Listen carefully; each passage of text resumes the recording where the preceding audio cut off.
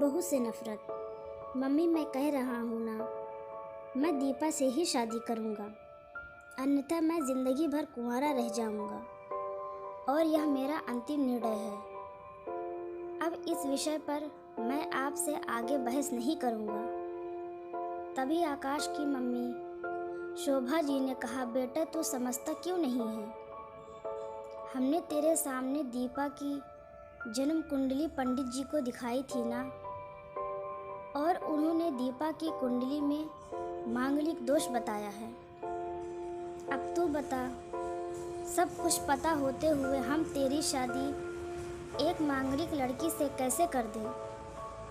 तू जानता नहीं कि मांगलिक दोष वाले के जीवन साथी की मौत जल्दी हो जाया करती है। इसलिए तुझे मैं समझा रही हूँ, तू भूल जा दीपा को। शोभा जी ने आकाश को बहुत समझाया, पर आकाश का कहना था कि जब मैंने दीपा से प्यार किया था, तब मैंने उसके साथ प्यार करते हुए जन्म कुंडली का मिलान नहीं किया था, ना ही मैं इन मिलानों को मानता हूँ। इसलिए अब बस मैं शादी करूँगा तो सिर्फ दीपा से, और यह मेरा आखिरी फैसला है। आखिर शोभा जी को अपने बेटे की जिद के आगे झुकना पड़ा और पंडित जी के द्वारा बताए गए अनुसार दीपा के मंगल दोष को दूर करने के लिए आकाश के साथ शादी करने से पहले दीपा की शादी एक पेड़ से करवाई गई, और उसके बाद दीपा ने आकाश से शादी करी। दीपा दुल्हन बनकर आकाश के घर आई, पर शोभा जी को दीपा का मांगलिक होना अभी भी खटक रहा था, और शोभा जी उसे दिल से नहीं अपना रही थी। और घर में कुछ भी परेशानी आती तो उसका दोष दीपा को ही दिया जाता। लेकिन दीपा पढ़ी लिखी संस्कारी लड़की थी, और वह अपनी सासू माँ से मिले इन बेवजह आरोपों को अपने दिल से नहीं लगाती थी, और ऐसे ही ससुराल में उसके दिन कट रहे थे। एक दिन आकाश ऑफिस से जल्दी घर आ जाता है। तब शोभा जी ने उससे पूछा, बेटा आज जल्दी कैसे आ गया? तब उसने बताया, माँ आज सुबह से ही सिर दर्द और बहुत कमज़ोरी आ रही है, इसलिए ऑफिस में काम करने की हिम्मत नहीं हो रही मेरी। तब शोभा जी ने कहा, चल बेटा जल्दी कर, हमें डॉक्टर के पास चलना चाहिए। तब दीपा और शोभा जी डॉक्टर को दिखाने गए। डॉक्टर को दिखाने के बाद मालूम पड़ा कि आकाश को पीलिया हो गया है, और दोनों जैसे ही घर लौटे, शोभा जी ने घर को सिर पर उठा लिया और कहने लगी, जब से यह लड़की हमारे घर में आई है, तब से हमारे घर में परेशानी और बीमारियां भी साथ में लेकर आई है। इसके कदम ही अशुभ हैं। अब देखो, इसका मांगलिक दोष हमारे बेटे पर भी असर करने लग गया है। कल को अगर मेरे बेटों को कुछ हो गया तो कौन जिम्मेदार होगा? तभी दीपा ने कहा, मम्मी जी प्लीज़, और कितना नीचा दिखाएंगे मुझे? आज तक मैं चुप रही, क्योंकि पापा ने यही सिखाया था कि बड़ों के आगे ससुराल में जवाब मत देना। पर आज तो आपने हद ही कर दी है। अगर मैं आज नहीं बोली तो ज़िंदगी भर खुद को माफ़ नहीं कर पाऊंगी। मम्मी जी, अगर आप पंडित जी पर भरोसा नहीं करती थी तो उनके कहे अनुसार आपने सारी मांगलिक दोष निवारण की विधि क्यों करवाई? क्यों पहले आपने मेरी पेड़ से शादी करवाई?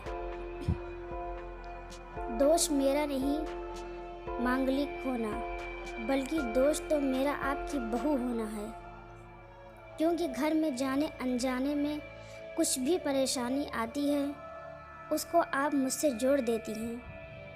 और जब कोई सास अपनी बहू से सिर्फ नफरत कर रही होती है, तब यह बहु दोष बेटे बहू को नहीं पूरे परिवार को परेशानी में डाल देता है।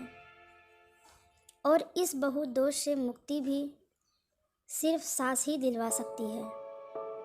बहू को अपनी बहू माने, उसे दिल से अपनाएं, उसे भी सम्मान दें और यह महसूस कराएं कि वह भी इस परिवार का सदस्य है।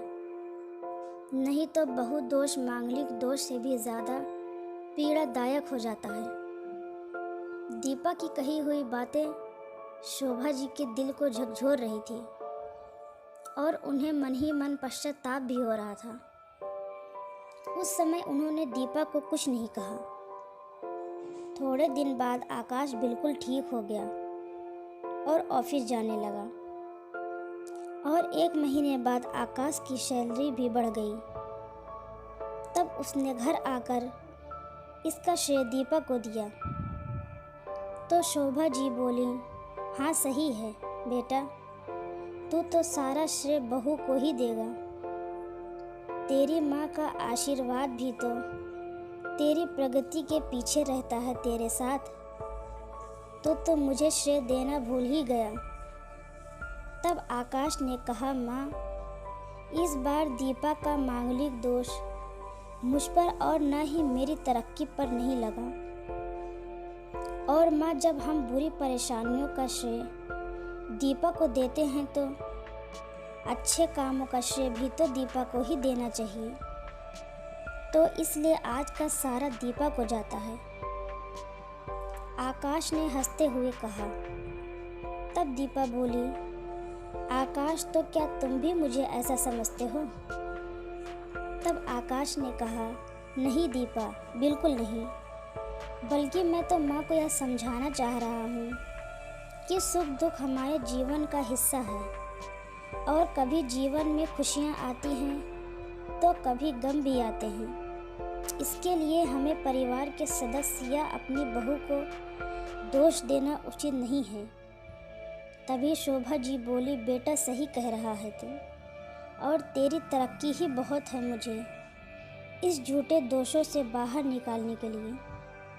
आज मैं यह कसम लेती हूँ कि आज के बाद मैं दीपा को किसी भी बात का दोष नहीं दूंगी। यह सुनकर दीपा आज बहुत खुश थी, क्योंकि आज उसको उसकी सास ने मांगलिक दोष के साथ साथ बहु दोषों से भी मुक्त दे दी थी।